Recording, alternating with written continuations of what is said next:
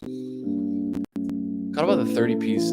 I wonder how many like chicken nuggets or like that you could have. Like, I think I could have 30 chicken nuggets from Chick-fil-A easily.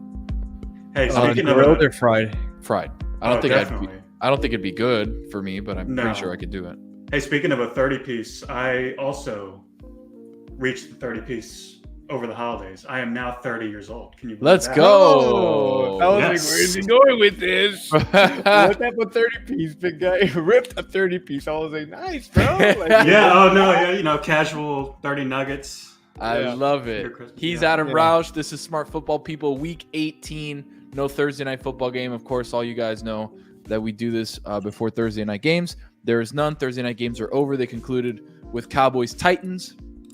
So now we're actually going to be doing something with a little bit more staying power. We're going to be doing Main Slate lineup builds. So we're actually a little bit later on in the show. We're going to do a lineup build for a single entry Pylon game with Draftkings, our soulmates. A little bit of a rearrangement of the studio here. We've got Lewis. We've got Adam Rauch. First off, boys, Happy New Year 2023. Big things coming for the Smart Football People team, for Establish the Run.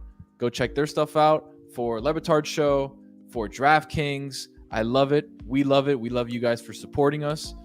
So we're really excited to be doing this. We're probably going to do it throughout the playoffs if that's cool with everybody. I'm available. I'm just saying. Now that we've got less and less football being played, the smarter people need to come out and start talking about things because the games get smaller. The amount of games gets smaller. People got to rise. The cream's got to rise to the top. So we'll be breaking down a little bit of Week 18. Absolutely brutal Sunday slate. We were looking down at the slates, and it's like every team is like a who cares. And we need to figure out who we're going to put in this lineup and what the playoff implications are, motivations for certain teams, maybe get some motivations for certain players on contract language, which will be exciting. But I think all three of us wanted to start here. And of course, we've been talking ad nauseum this week about Damar Hamlin, safety for the Buffalo Bills, who was injured pretty substantially and resuscitated. What they've said has been twice since the incident on Monday night. And that game was shaping up to be a really good game. And then that drag route by T. Higgins and Damar, gets that shoulder into him. They fall, and all of a sudden, kind of the world changed, right? I don't think anybody expected what we saw, and the news that's been coming out since it happened. Again, if you've been living under a rock, they had to resuscitate Damar Hamlin on the field. Guys, I can only think of the faces that I saw from the guys on the Bills team. Stephon Diggs crying, a lot of other players visibly crying and shook. And I can only think of like what they were hearing on the field. Because remember, we're watching it just from TV, from the couch. Joe and Troy are there trying to give some sort of color to what's happening on the field. But those parabolic mics, all that stuff, field level is off, right? We're just hearing what they have to tell us. So I can only imagine like what they're listening to, seeing one of their brothers on the floor basically needing resuscitation because he's maybe flatlined from whatever the issue was. And just hearing the first responders talk about, hey, we're losing him. Hey, we don't have a pulse. Like, I can only imagine what that sounded like and the fear that people have when you're listening to somebody that you go to war with every day, needing to be resuscitated. So I know we've got a lot of good news about it, boys. I don't know who wants to do it, but there's been a lot of great updates on Damar Hamlin. Well, yeah, he has neurological responses. So he apparently woke up and asked if the Bills actually won the game. So I would imagine if you can think of a question and ask it, then that's significant. As far as what they thought was going to happen, if you're 9 minutes of being resuscitated, if I assume that people assume that there would be some level of brain damage, so for them to the first thing to come out is it's whatever that term means, but it's everyone's considering it an update that's a good an update, so it's good. We talked about. I believe the phrase that was used by Schefter, by Ian Rappaport, and many others who reported on the news today was neurologically intact, which is nothing short of a miracle. And I think, we're all extremely relieved and, just grateful to hear that news about Damar Hamlin. Absolutely. And prayers and thoughts keep going out to him and his family. I know the NFL community at large is supporting his charity, and there's a lot of people in his corner. So we'll continue to update you guys on that on the show, obviously on Le Batard Show. We had Coley Harvey on today. He's been basically just living at the hospital doing stand-ups for ESPN. He was awesome on the show today. If you want, check that out at Le Batard Show, wherever you get your podcasts. So we've got no Thursday night. Saturday night games are back.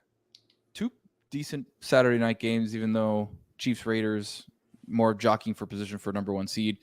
Now, with all of the Damar Hamlin stuff out of the way, I think Mike Florio dropped some information today. I was reading before we hopped on about what the NFL wants to do with the AFC playoff seeding, kind of in flux, because not only was this a big game for people's fantasy teams, because this was going to be the fantasy championship on Monday night. A lot of people have Jamar Chase, T. Higgins, Joe Mixon, Stephon Diggs, Josh Allen. Like, there's a lot of big time players in that Monday night game. They basically said, we're not going to replay this game.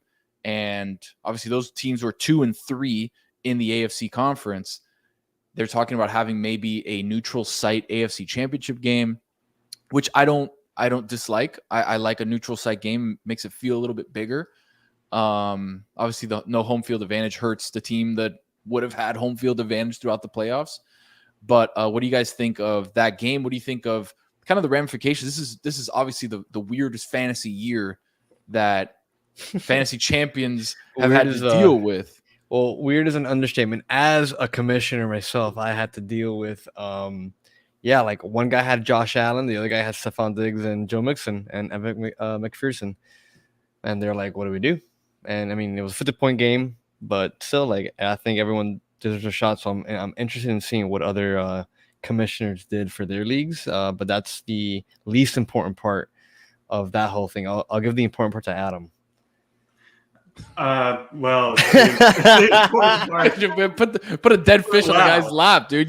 He was waiting for you to keep rolling. I mean, you're talking about, you're the commissioner, you got all this experience, Lewis, and you're like, oh, the most important part, let's throw it over that. I mean, no, we know the most important part we covered, and that's regardless of the outcome of the game, regardless of the implications of it in fantasy. We're just very grateful that Damar Hamlin is seemingly turning a corner. And you can understand why both. On our boy cut out. Hold on, you gotta give him a second. Why that game is not going to be rescheduled. There we go. No, we lost you for a quick second. But oh, my bad. Didn't realize. Like I said, yeah, you can understand the sentiment and the decision-making processes from the coaches and the players in that game. Seeming like, Tony, as you said, it doesn't seem like that game is going to get rescheduled. So that will impact motivation, particularly for the Bengals and for the Chiefs as we head into this main slate.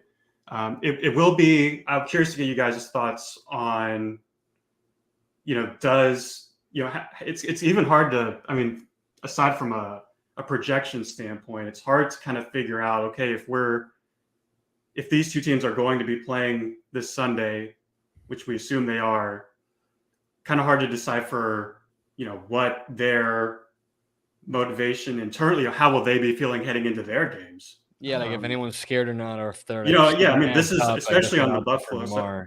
Yeah, especially on the Buffalo side. I mean, I think there was Bills held a press conference this afternoon, maybe even just like an hour before we went live. And the general sentiment that I got from the quotes from Josh Allen and Sean McDermott were that this is still those emotions are still very prevalent in the locker room, and they won't be going away anytime soon. So, yeah, I mean, look, week 18s are always crazy. They're always. This is our first one, right? This is our first week 18. I think we had one last year. I think we had one last year. Did we have one last year? I think it started last year. Okay. I don't know why I thought this year was the first year. I got my years mixed up. No biggie. Everything's blended in the last 3 years. Dude, it really has. Like, I remember the COVID year and where we were having games on like Tuesday and Wednesday, and it feels like the other day. And it's just like there's just been so much sports in the last like month and a half between the World Cup, between hoops, between NFL, between college football, between, you know, UFC and stuff that I do with MMA and stuff. It's like there's just so much happening that it's good to actually start like really zooming in on certain things. Like, I love the NFL playoffs, and I'm really interested in what the NFL is going to do with the AFC, especially with the AFC being the stronger conference. I think the NFC, we're kind of looking at a couple teams that could make it out, but every team has a flaw, and the AFC is just packed with really good teams, I think, and it's going to be exciting to see what's going to happen there. Just zooming in on Saturday night, we've got Chiefs at Raiders. We've got a massive game in the AFC South, Titans versus Jaguars. And guys, you want to bring up the slate? You want to bring it up? Sure, let's bring up the slate. Do we have? Oh wow, okay. The slate. Okay, hold on. Let's drop it for a second because I actually want to talk about the games before, because these are Saturday games. They're not going to be on the main slate of the build that we're going to do. Right. So I do want to bring in the slate for a second. Adam, I want to get your thoughts really quick. Titans, Jaguars, basically for the AFC South crown. The Jags have been playing really good football. Trevor Lawrence has been, the Jags. Dude, it's not about loving the Jags. It's that I saw something in them, okay? Yeah. Earlier in the season, I was like, man, they have the pieces to be a sneaky good team. And now they're a sneaky good team. And they might sneak into the playoffs. And I wouldn't want to play them. Like, they're a good team. It seems like all of the momentum is with Jacksonville heading into this week, right? I mean, even though Tennessee could easily win this game, and they've represented the division in recent years, and they've kind of had a stronghold. Granted, this is a very weak division. All the momentum feels like it's on Jacksonville's side, from talent perspective and from a coaching perspective. Doug Peterson is not a long shot. He's in the running for Coach of the Year right now. Should be.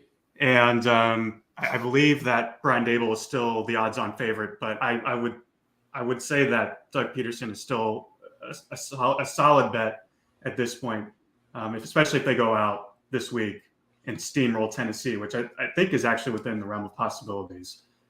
They've been playing really well. Last week, they didn't really have to do as much in offense on the road at Houston. Their defense and their running game kind of carried the workload for them. Travis Etienne came back and looked sensational. Mm-hmm. Granted, what are you laughing at? What are you laughing at? Two things. Time out real quick. First, he's on a roll right now talking football. No. You stopped me. I'm reading the comments. You stopped me. What are you laughing at? Because you're laughing. Look at this. Adam looks like he's broadcasting from a prison cell. Put that up on the screen. Can I pop it up? Yeah. Pop it up. That's hilarious. And then I was gonna tell Adam, are you broadcasting from a prison cell? Yes or no? No. Thankfully, I am not broadcasting from a prison. So let me address the Wi-Fi is great in prison. Then by the way, you gotta do the Adam sting. Introduce him, where he's from, where he can find. Oh shit, I didn't do that. Okay, my bad. Listen, that's Adam Rauch. He's from EstablishTheRun.com. He does a great, again, we call it algorithm. This beta tested model that only a few people on the planet can understand, called game theories. And what he does is he allows you to see what the best games to play on a main slate for Draftkings are. So again, that's Establish the Run, one of the best fantasy football websites to find analytical data, proven stuff that is going to help you either win in DFS or win in season log. That's ETR, Establish the Run. Adam is one of their contributors. He does pods for them. He does written work for them. He's really smart, and that's why we bring him on. So that's the intro. And I'm not broadcasting from a prison cell. That we know of, broadcasting from a prison cell. Maybe he is. I don't know. Maybe. Who knows? I will say the background is will be an off-season project. Tried a couple different studio setups. I don't have a bright neon sign and floating shelves and a Draftkings flag. I may not have that, but Dan, where did you get the Draftkings flag? Come on. A magician never reveals his secrets, Amazon. bud. Amazon. I know exactly where you found it. I'm gonna go look for one tomorrow or Monday, Tuesday. No, but thank you, Tony, for the thorough introduction of my work at ETR. Yes, the GPP game scores, which we will delve into in this episode because we are going to be talking about the main slate, identifies which games on DraftKings that you want to look at, and as far as game stacking goes, just basically means which games, quarterbacks, receivers, tight ends do I want to stack with. That way I don't have to necessarily have the most perfect lineup. I don't have to guess at every single position. If I correlate well enough, that my quarterback's going to bring along my pass catchers and raise up the score of my entire lineup. That way I have a better shot at cashing or even winning a tournament, large field or small field. So that's what he does. That's what we're going to do in a little bit. Saturday night, Jags Titans, big one for the AFC South. Unfortunately, we can't get any of those guys on our roster. But looking down before we get into it, let me read you off the slate because it's terrifying. Bucks Falcons, Patriots Bills, Vikings Bears, no Justin Fields, Ravens Bengals, Texans Colts, Jets Dolphins, Panthers Saints, Browns Steelers, Chargers Broncos, Giants Eagles, Cardinals 49ers, Rams Seahawks, Cowboys versus the Commies. What do you guys think the highest total on the number wise? What do you think the highest total is? Hold on, let me take a look. I'm asking you to guess because I'm just looking at the roster, like the games, just so I can see them. Yeah. Man, I would say Green Bay, Detroit. No, but that's Saturday slate, Lewis. That's Sunday. No, that's Sunday night slate. That's the Sunday night game. I'd probably say the highest over under is maybe.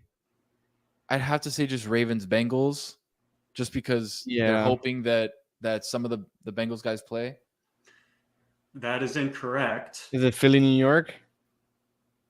It is. What do you? Well, so it's two games: Minnesota, Chicago. Even without Justin Fields. Even without as it stands right now, and Giants Eagles. What do you think the totals on those games are?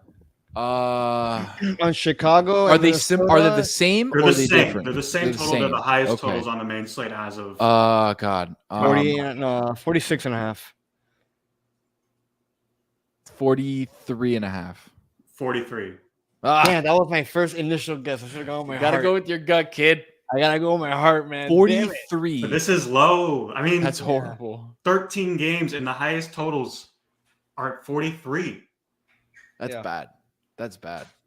All right, let's load up the slate. We're gonna spend a little bit more time on this because usually we talk football and then we do our showdown slate where we only play the Thursday night game.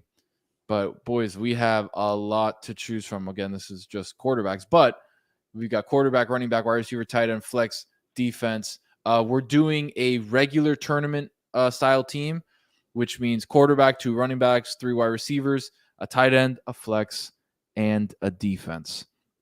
Adam, we've actually never built, you and I and Lewis, we've never built a regular lineup before. This is going to be our first time building a main slate regular GPP lineup.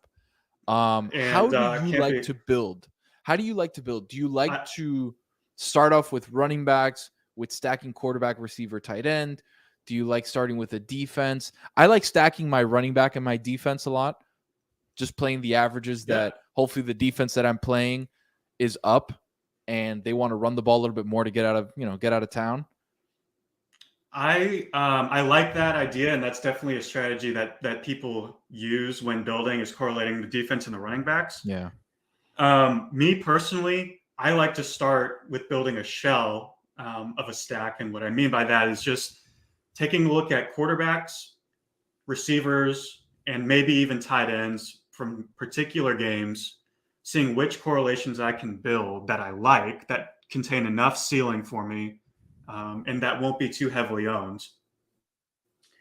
build those out from there, and then kind of look at the rest of the lineup. I usually like to leave the running backs and maybe my third receiver after that. Yeah, save it for later, unless I feel like I can I can really heavily correlate, do like a triple stack with 2 wide receivers in a stack with a quarterback.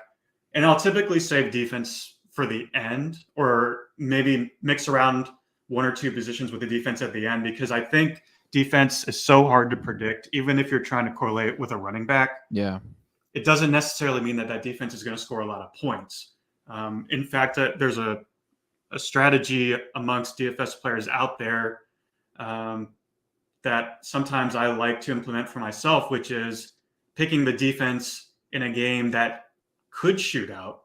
Because what often happens is, how does the game get into fast pace? Well, what happens if, first drive of the game, let's say we're talking about Giants-Eagles this week.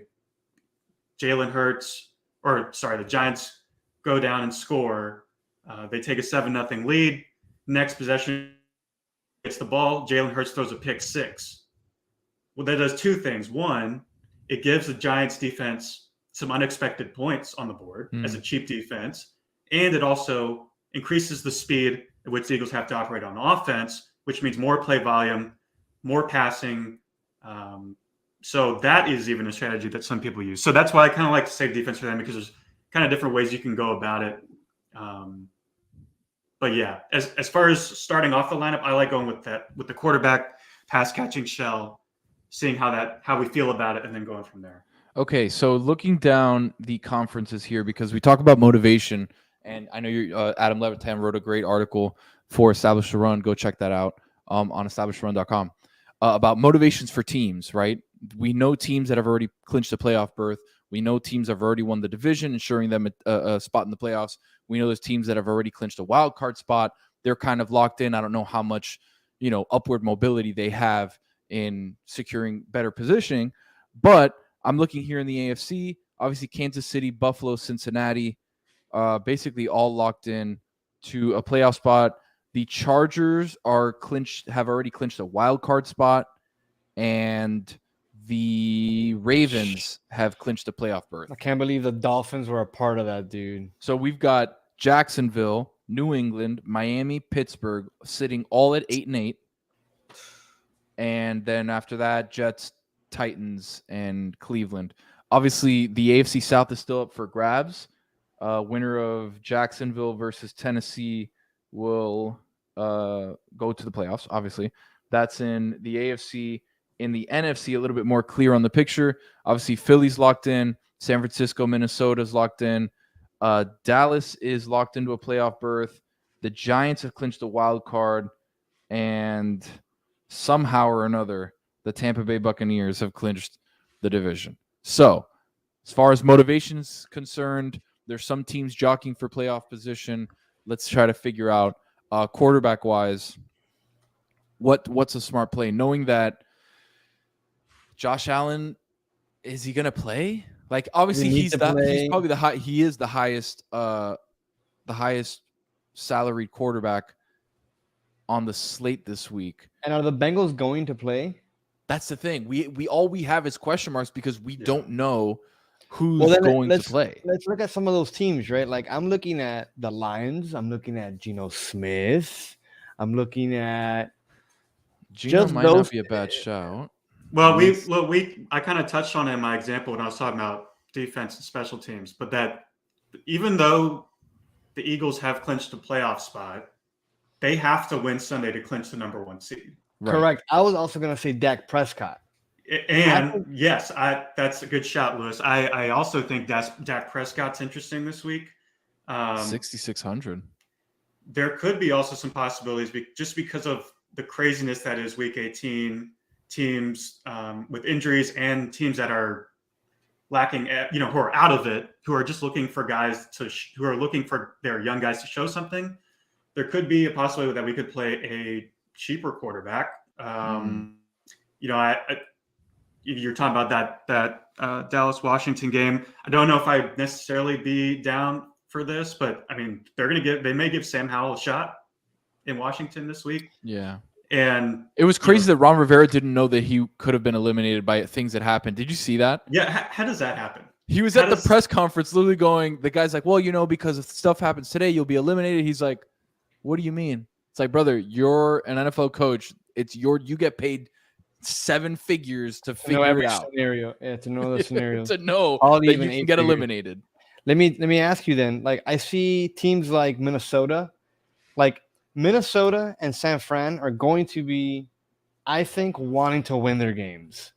Yes. Like, they don't really have tough matchups, but like I see a scenario where Kirk Cousins gets out ahead, like with Jay Jets, and gets some 2 touchdowns, recovers from a horrible week. You think Justin Jefferson wants to end the season on that game? Absolutely not. Of course. And Justin Jefferson, and they need to win. Like, they do need to beat the Bears, and the Bears are not going to go down swinging.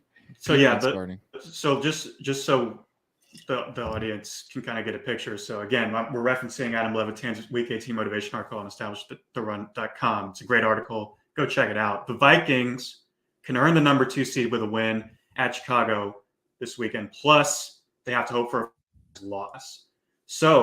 But the Vikings play on the noon slate. So that means that, yes, I think that they will be going all out to win this game. The Bears have zero motivation whatsoever to win this game. The Vikings are going to be looking to rebound after a terrible offensive performance last week. And, I mean, you look at Kirk Cousins, he's never priced too high. He's at 6,500 this week. I mean, Justin Jefferson and TJ Hockenson immediately come to mind for me. If we're talking about correlating with Kirk Cousins. Justin Jefferson and it has 1 o'clock Kirk too. On the road though, too. In Chicago, in a cold Chicago. He's also the number 1 the number 1 wide receiver for a reason too. It's 9,100 on a salary. Let's see what Hawk is. Hawk's sitting at 57. 57. Jeez. And I can pull up our ownership projections as we're talking here. Even though it is Thursday, they are just very rough ownership projections. You can kind of get an idea as to how popular these guys are going to be. I like Geno. I like Dak. So my one thing about Dak, right? Obviously, they want to win because I'm pretty sure if they win, the Eagles lose, Dallas can jump to the number 1 seed. Am I right on that? Let's see. I saw that somewhere. I'm not 100% where I saw it, but I feel like if the Eagles lose, and if Dallas wins, the Eagles have to lose and Dallas has to win. Right, and they jump to the number 1 seed, right? They can earn the first round bye with a win, plus losses from Philly and San Fran. Okay, so San Fran. I didn't remember if they had played San Fran in the season or not. My only issue with Dak Prescott, obviously they want to win. CeeDee Lamb was on a tear last week. I think he had 8 for 10 something and a touchdown in the first half of last week's game. Washington's defense, the Commies, are sneaky good. I don't know if they've allowed more than 20 something points in the last 15 games or something. Like they are a really good defense. They, according to PFF, they're the number 2 team, special teams ranked in the league, which is not what you're saying. However, not what I'm saying. I do know, but it does contribute to defense, and they are 14th in defense overall. Scoring defense, I feel like they're pretty low on the list. I have to go through and look. But they can keep games low scoring, is what you're saying. So, yeah. I mean, look, the plus side of that is I think that means that Dallas isn't going to be very heavily owned at all. Like no Dallas pieces right now are projected for even over 5% ownership. And I think there's a fine line between trying to find low owned pieces and still maintaining good value.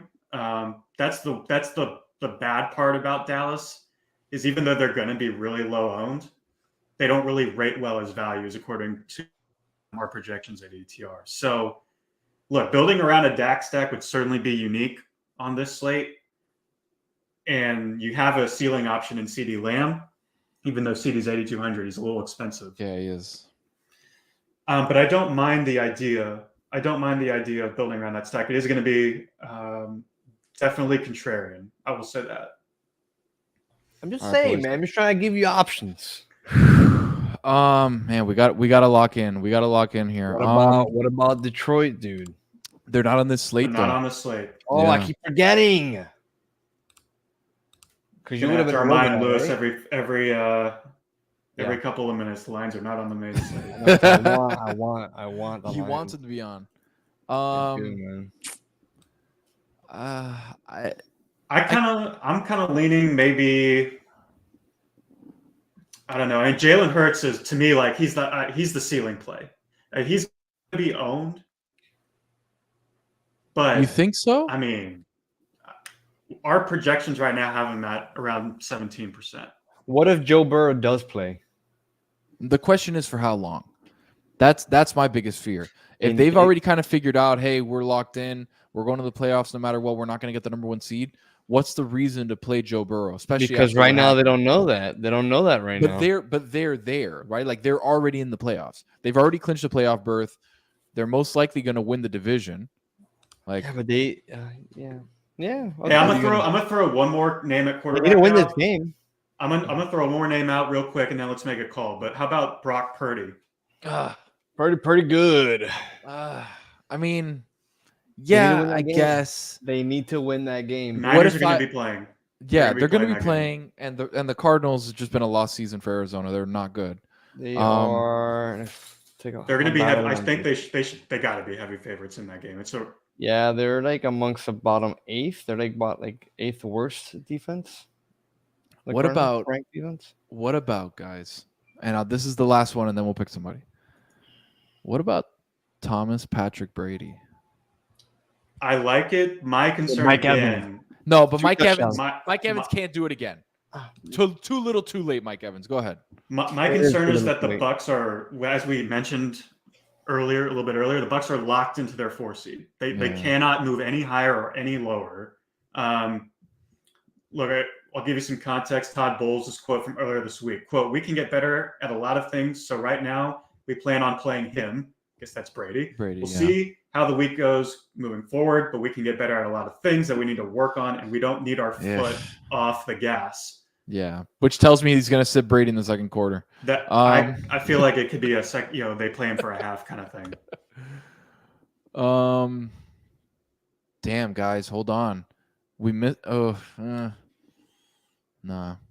All right, let's get it going here. I think it boils down to Prescott, Cousins, Geno Smith, which we haven't talked about. I remember that we still got a whole entire running game to build around too. If Tyler is playing, I kind of like Geno. Who's playing? Tyler Lockett, which I think he's trending towards. Let's take a look. Trending towards playing. I mean, I don't hate Kirk Cousins here in a must-win spot. Then you got to put a number, bro. I think it's between those two. I think it's between Kirk and Geno. $500 difference. Then I say we take the savings. Yeah. Wait, all right. Hold on. Okay. Oh, it's a savings regardless. It's yeah. We save $500. Obviously, we know we want to stack them, so let's go to wide receiver, and we already have 2 obvious stack candidates without even having to look at that list. We know that DK and Tyler Lockett, if he plays, are going to be stacked targets. It's just a question of whether we want to stack both of them. Look, DK is pretty nicely priced too, 6,700. They're both not bad. 64 and 67. And we know that Jalen Ramsey doesn't travel too. So one of our guys is going to be on the off corner. I love that you say that way. What? That he doesn't travel. He doesn't. I know. He stays on his side. Let's He's lock Southwest in. Airlines. Yeah. Stays just right around the area. Yep. All right. We got our Seahawks stack. We can start off with that and then kind of build out from there, depending on how much salary we have. But I think that's a good shell to start out with. I don't even necessarily think we have to bring it back with a Rams player if we want to. No, that offense is a dumpster fire. Except Cam Akers been coming alive recently. Gotta give a shout out to Cam Akers. He this past game, yeah. which was do you crazy. think for some of these running back slots, like you want to look at some of these like dirtier, like for sure they're gonna be like slugfest type run games? Yeah, I mean that cheap running backs, especially this time of year. I think that's a viable strategy to look at. Adam, what do you ask about people that want to pay up for running backs to get like an Eckler or a McCaffrey, somebody like that?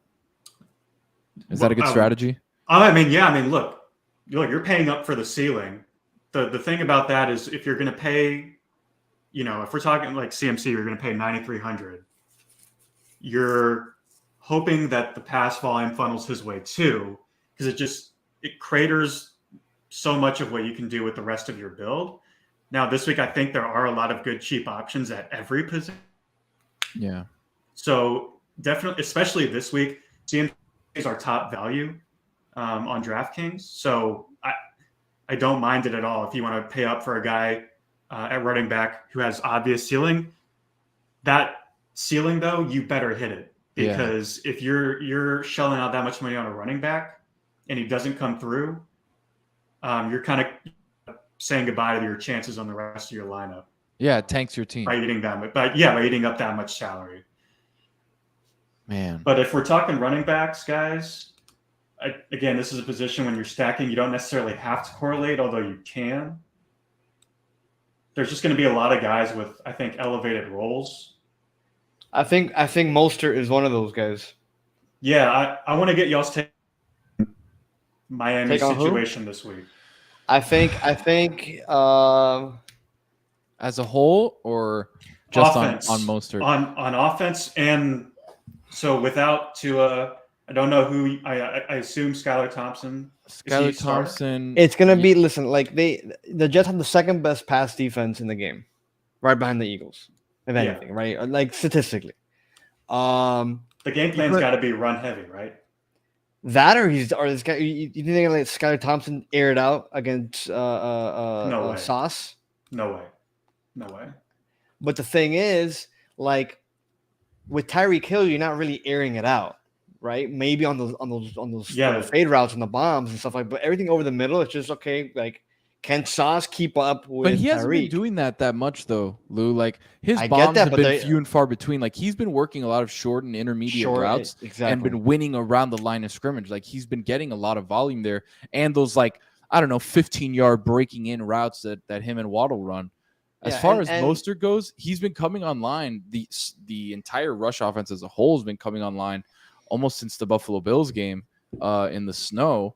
So I actually don't hate it, because do we all foresee the Jets running through Miami like they did? What was it, week 4 or 5, where they beat them? 40 something 14? Part of that run through was like a couple pick sixes, a couple like weird like football plays, right? Like balls bouncing certain ways. But like I just don't see them shying away from it, given that like the Jets have like a middle of the pack run defense. Yeah, no, they can be run on. They can be run on, even though their defensive line is good. Who's the primary, or maybe not primary, but which of those running backs, Mostert or Wilson, is more of a pass catcher? Because I think that's something we got to keep in mind. That's part of my point. It's Mostert. It's Mostert. Yeah. Okay. So I think I'm okay with him. I like him in there. I think he's like, hey, for the record, I think. I like him. I've liked Mostert since he was in San Francisco. He was a really. I've had him on almost all of my fantasy teams just for that late season push that all the 49ers running backs get hurt, and then all of a sudden Raheem Mostert pops up and has 400 yards in the last 2 games. Correct. Like it's bound to happen, and in an offense where the guys that got you here, being Tyreek and Waddle, may not be able to be used as fully as we'd like them to be, especially in fantasy case, especially in a good defensive matchup. Like that's going to be tough. So we have to kind of find not only is he cheap, he's $6K, but also in a pretty decent matchup that, again, Miami needs to win. So they're gonna do what they need to do. All right, RB2. Yes. Yikes. Yeah, it's pretty accurate. It's bleak. Well, Dalvin Cook is going against the second worst team, and since we're not already going Minnesota, they're gonna have to win somehow. Do you see him playing? You know what I can see? I don't know about you guys. I see a little bit of a correlation here. Little, Dalvin Cook, but also throw in the Minnesota Vikings. What are the Lions doing? They can't stop the run. I know that. Yeah. They cannot So stop here's the run whatsoever. my only concern about plugging in Dalvin is how much is that going to leave us? Yeah. So I'm not much. It's going to leave us 17. It's going to leave us 17-6 if we add him in. We're going to need a deep cut here. Let's say if we pull up the Vikings defense, we'll be left with 14-7 for 3 positions. Yeah, I mean, we're going to need some more than that. Yeah. How about this is a bit of an off-the-cuff name for maybe some of the listeners, but I think this guy is going to be a good value this week, and I think he's going to be pretty heavily owned. What about Tyler Algier? Ooh, I like Tyler Algier. He loves Tyler Algier. I drafted Tyler Algier with like one of my last picks in August when we were drafting in our league between me and Lewis. His role has been elevated over the last couple of weeks. They're making an effort to give him the ball. And if we think this game is going to play out where Tampa pulls their starters after a half or after a quarter and the backups are in, I'm thinking Atlanta's going to want to keep Algier featured in this game. And he's only 5,600. And nobody runs the ball more than the Atlanta Falcons. Oh, yeah. Arthur Smith, nobody runs the ball like the Atlanta Falcons.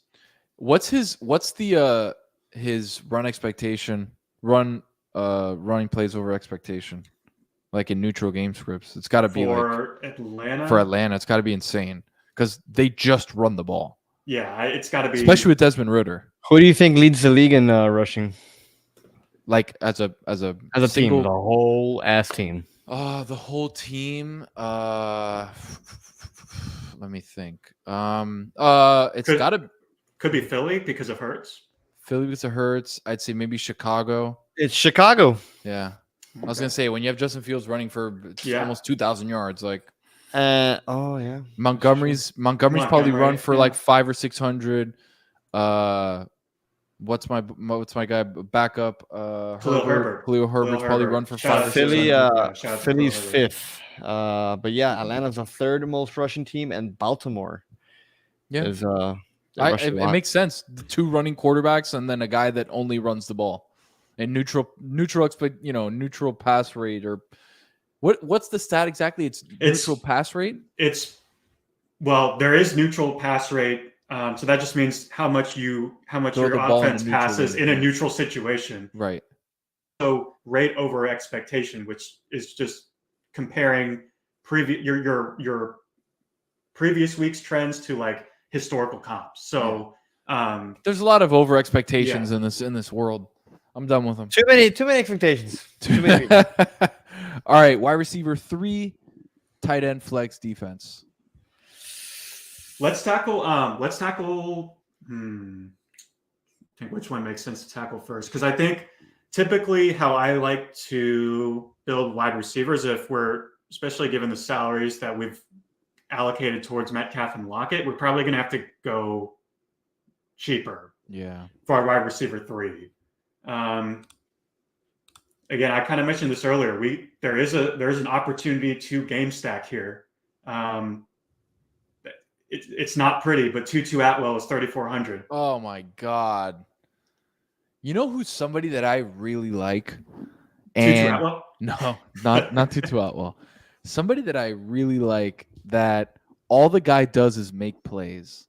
Okay, and his team's not good. They're actually in a game that could be, and I don't know what the game scores say about this, a game that could be kind of sneaky shootout between the Saints and the yes. And the Panthers. Are you referring to my boy Rashid Shaheed? Yes, sir. Yes. I love Rashid Shaheed. Dude, all he does is make plays. All he does. I'm going to read you. I'm going to read you something about Rashid Shaheed since you brought him up. Okay. This, according to Pro Football Reference via NOLA.com, Rashid Shaheed is now the only player in the last 30 NFL seasons, that's going back to how far back Pro Football Reference database tracks, who has averaged better than 18 yards per catch while catching at least 80% of his targets with a minimum of 30 targets. That's basically just saying he's a playmaker. Yes. Okay. And not a lot of people know about Rashid Shaheed, especially if you're a casual fantasy player and maybe not in the DFS streets. Rashid Shaheed is a playmaker and someone you need to keep an eye on for next year because he is talented. Yes, absolutely. And especially like if that game can go kind of like we think, I really like Rashid Shaheed to get a long ball somewhere. I actually had that game as a sneaky shootout game too.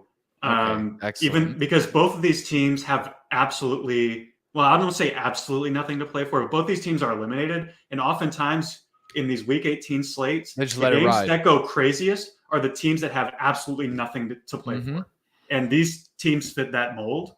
You can make an argument that Carolina would want to lose this game to help their draft position because they're kind of in that 8 to 12 pick cluster right now, and they need a quarterback. But look how their offense played last week against Tampa. Sam Darnold had a terrific game. He's been playing well. Awesome. Yeah, he's been playing well. If we're just looking at last week, but he's been playing well. And Rashid Shaheed, we talked about, and also like we got to get some love to Chris Olave because he's just been. Yeah, my boy. He's dynamic. Chris Olave is dynamic. Okay, we've got tight end, flex, and our defense. Let's go to tight end real quick because I have a feeling we'll want to maybe spend down a little bit here, which is a popular strategy for picking tight ends, because it's so easy to find. Yeah, not easy, but it's more probable that you'll run into a cheap tight end who gets in the box, and it won't kill you. So we can look and see. We were talking. Hawk? Or are you gonna go cheap? No, let's go cheap because 5,700 for Hawkinson. I would puts us at 10K for 2 spots left. I would love to play TJ Hawkinson. He's just been absolutely balling out, but we'd have to go for a home run hit on our flex then. I'm not saying we should play him, but I just remember a couple of years ago, Dalton Schultz had a 3-touchdown game in the final week of the year against New York. Don't know if y'all remember that. That was. I don't remember that, wild. But it sounds like it supports my argument. We need to find this year's Dalton. He just had a 2-touchdown game. Yeah. Same, bro. Who? Because how much is the defense? Well, it depends on what we want. I think the highest defense is... Then skip tight end and do flex. And if we're going to prioritize flex, go flex. Yeah, so you're straight. What's that mean? Yeah. The Seahawks at 32. I was going to say, I like the Seahawks, and we just stack 3 offensive players, and they're all out Seahawks. They need to win this game, and the Rams don't have their first round pick of this season, right? They traded that away in the Stafford trade. Yeah, I don't think they have any picks. Yeah, so I have literally nothing to play for. Scroll down, Tony. I want to see the bottom of the barrel defenses this week too. Commies at 23, Cardinals at 21, Giants, Patriots. Look, Patriots defense has been stellar for fantasy and in real life for the last 2 or 3 seasons. Yes, really good. They have broken slates. Yeah, they've been really good. And in a game where if Buffalo is like, you know what, there's still a lot of guys that are, obviously they're feeling what happened, and maybe let's try and save a lot of their guys, give them an extra week to get ready for the playoff game. I can see a world where there's a lot of Buffalo second and third teamers playing, and the Patriots need to win this game, and that defense is going to step up. I wouldn't hate playing the Patriots defense here with $2,200 as their salary and probably less than what, 1% owned? Like, I can't believe there's going to be too many people playing the Patriots. I like that take a lot. Right? I mean, Yeah. I don't know what the math says as far as ownership value. I don't think any. Well, there will be a couple of defenses that could get maybe over 10%, which isn't egregious by any means. The defense ownership's going to be pretty flat this week, if I had to guess. So I if we wanted to spend down and go there, I think that's an option. I think another spend down option would be Denver at home against the Chargers, who have nothing to play for. They're locked into their seed. Yeah, 25. Even though like locker room vibes. Not great in Denver. No. That worries me a little bit, but I think both of those plays are viable. Okay, Lou, you're the tiebreaker here. Between Broncos or Patriots as our defense? Patriots. Okay. Taking a big gamble here, hoping that oh wait, hold on. Time out. Go back. Oh wow. Switching up. You think like look, I don't know. We kind of talked about this at the top of the show. I mean, outside of playoff implications, Buffalo is going to be motivated, right? Like they have every reason to like play for their guy, right? Mm-hmm. I think they're going to be very. I mean, even if focus will be hard, I think they're going to be playing with something special in them this week. It worries me a little bit playing the Patriots. Also, we've seen a little bit of lack of consistency from their defense in these spots. We're kind of hoping for, I don't know, guys. I mean, my lean would be Denver. Yeah, I'm leaning Denver. It's going to be an 18-21 game. By the way, there was one of these slates that we did like a couple weeks ago where I guessed the San Francisco. What was this? It was 21. Seattle. It was Seattle, San Francisco. Yeah, Seattle, San Francisco. I guessed the score correctly. Had Robbie Gould or Gold, whatever, made his field goal, I would have had. If he was 1-for-1, he would have had the exact score. And that, I told Tony, like, yo, how could I have gambled that? He goes, you would have lost. I'm like, yeah, I know, but I was close. He goes, yeah. You would have bet exact score. You would have hit it if he hits that field goal. But what can you do? All right, tight end. Obviously spending down. How about Evan Ingram? How high is he? How much? He's on Saturday, buddy. Oh, how much salary do we have left, Tony? 12.6. The old 12.6 curve. So we don't. I mean, to be honest, because we spent down on defense, we don't really have to scrape the bottom of the barrel at tight end. We don't. Just depends on if we get Hawk. We still have 6,900. Yeah, like that puts us. That's a lot of money, dude. That puts us in a pretty good spot. Dude. Yeah, that puts us in a pretty good spot for flex. Let's check Hawks ownership projection. Damn, but hold on. You could sneak in Hawkinson and Pollard if you switch out Broncos. Damn. Yeah. Tony Pollard. It feels like they want to save him for the playoffs. I feel like I could see it. Yeah. Them going up big and not. Oh, you know what we could do? Double back on this Carolina New Orleans little shootout. Nah, DJ Moore. That's. I mean, hey, that's playing the correlation game, which we love. The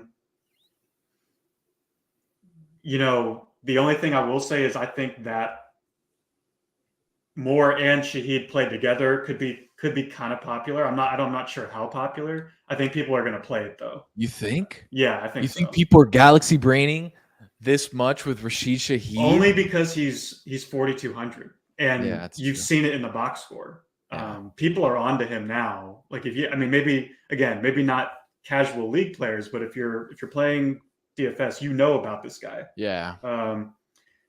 Hawkinson, because of his price, and because scroll up a bit.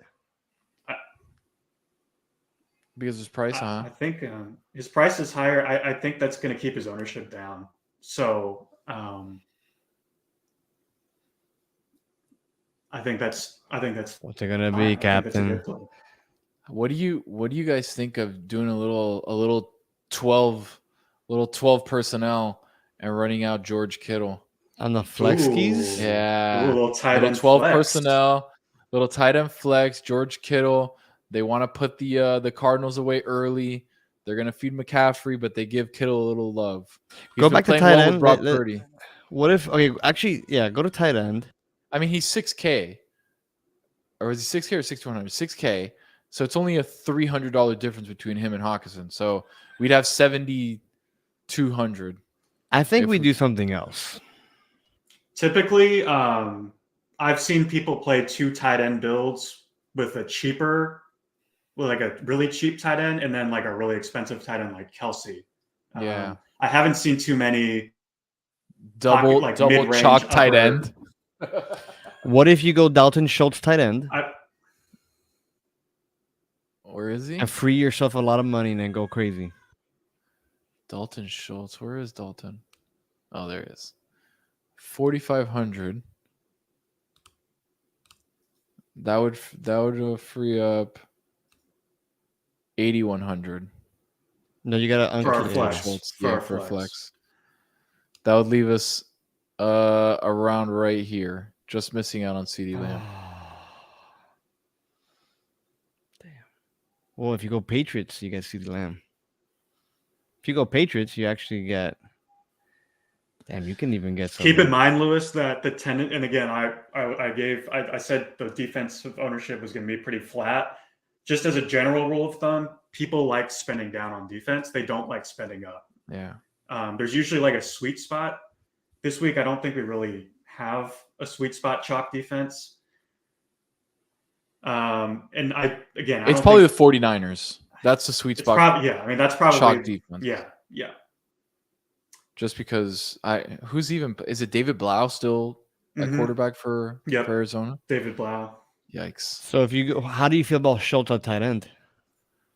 My only problem is chasing the dragon.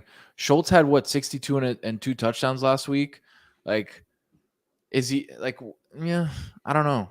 I don't like chasing. The Titan. I mean, Cowboys, Hawkinson was good last week too. So I don't know. Yeah, but Hawkinson, we know the role was there. Yeah, he's got such a solidified role in that offense. Schultz is a little bit more blurry because they use their other tight ends. Hendershot's stolen so many touchdowns from Schultz too. Right. But that's why these guys are GPP plays, because they're not cash plays. They're not guys that are going to be super popular that have a really safe floor. Right. You want to play guys that make you feel uncomfortable. And maybe Dalton Schultz doesn't put together a 25-point outing like he did in week 17.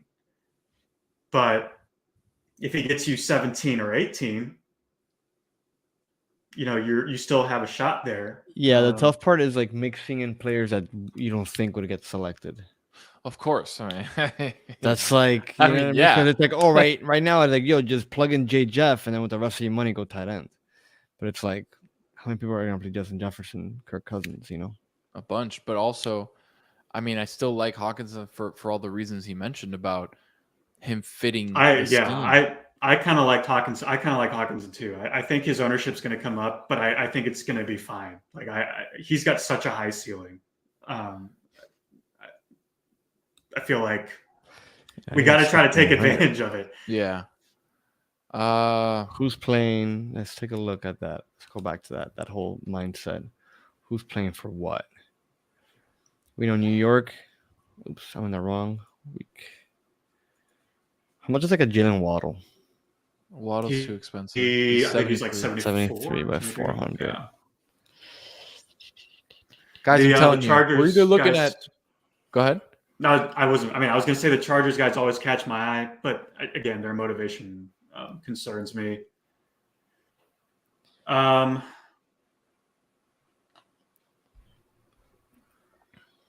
you're staring down the barrel of either DJ Moore, if we want to do a little 12 personnel, run out Kittle at 6K. Wait, but we have 60. We have how much do we have? 6,900. My bad. Yeah, we have 6,900. Yeah, scroll up a little bit. We got some room. Yeah, we got some room. I just don't like any of these options, man. Like Connor, hell no. Brandon Ayuk. Allen. Yeah, Ayuk not bad. Ayuk has shown good chemistry with Brock Purdy. The only concern with Ayuk is that Debo's coming back this week. Yeah. How much is Terry McLaurin? Scary Terry's down here. 5,900. Like we're leaving 1,000 on the table. Yeah, unless we adjust elsewhere. I kind of like Ayuk. I like Ayuk too. If we wanted to correlate with Shaheed in a bit of a unique way, we could pair him with Kamara or Olave. But then it kind of like if we're correlating those guys together, then why aren't we just playing? Yeah, well, why aren't we just playing? Why aren't we just playing the quarterback and the whole game stack? I'm leaning Ayuk.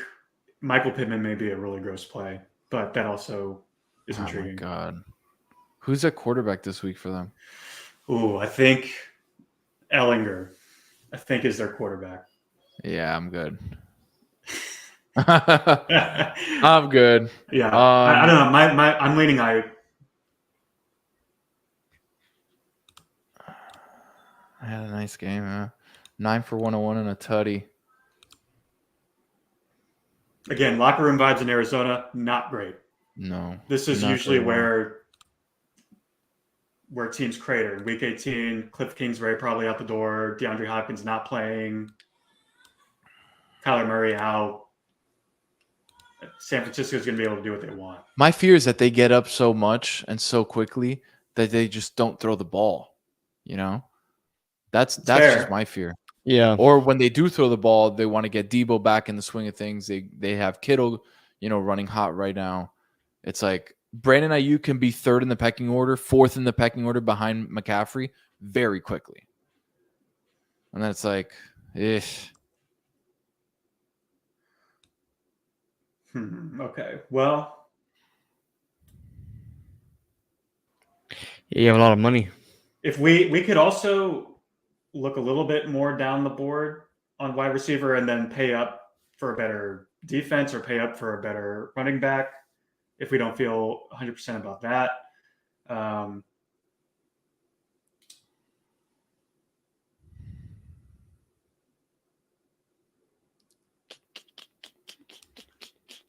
Jerry Jeudy, maybe?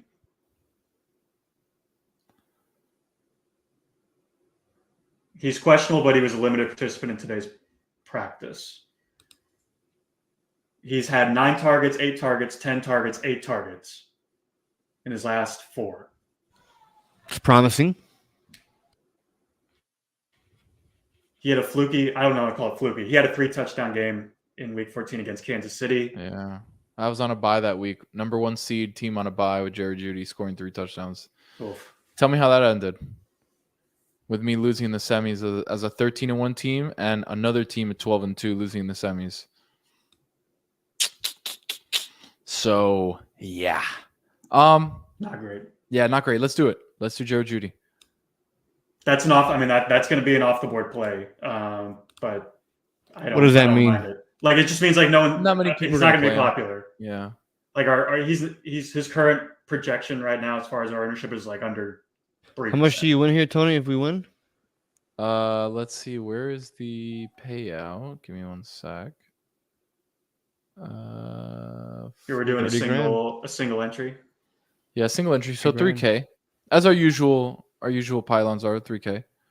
All right, Geno Smith, Raheem Mostert, Tyler Algier, DK Metcalf, Tyler Lockett, Rashid Shaheed, Tyler Hawkinson, TJ Hawkinson, Jerry Jeudy. Little correlation with the Broncos defense. Everybody feel well, hold on. We still have adequate 600 left. We still have 600 $600 left? Yeah. No, we can't leave that much.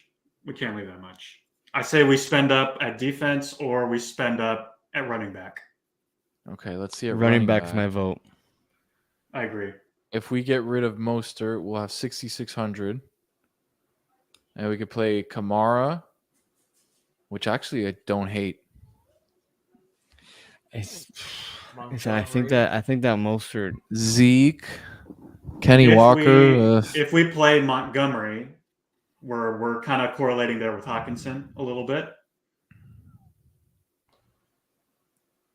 The thing is, dude, with no Justin Fields playing, dude. I mean, their offense is going to be a mess, but they may have to rely. They may have to rely on Montgomery more.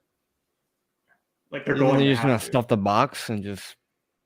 But Montgomery's been involved in the passing game before. Like Yeah. they have no weapons on the outside. I think You don't think Kamara can put a vintage performance together? I mean, He had a last game yeah, of the season, dude, for no reason. Yeah, Yeah. I'm always worried about Kamara, but Kamara is like he's burned the most amount of people. Of course. This year, like he has burned people. And plus, you know who's always waiting in the wings for a vultured goal line carry? Taysom Hill. Mhm. Taysom Hill, baby. Yeah. I'm good with either of them, Kamara or Montgomery. I think they're both equally intriguing plays, and they both correlate with a piece in our lineup. Kamara is going to be the more owned piece, just so y'all are aware. He could be around 20%. In single entry that could be higher. Well, I was gonna say to get Mostert in, but we'd be down.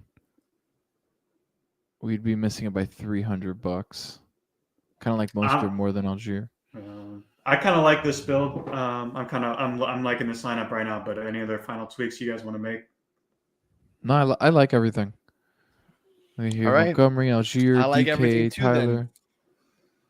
I too like everything, Tony. All right, updating the entry. We are locked in. Let's make some money, dude. Let's make some money, boys. As usual, if we somehow or another defy all odds and win, we split it into 3. And then we go to Flanagan's.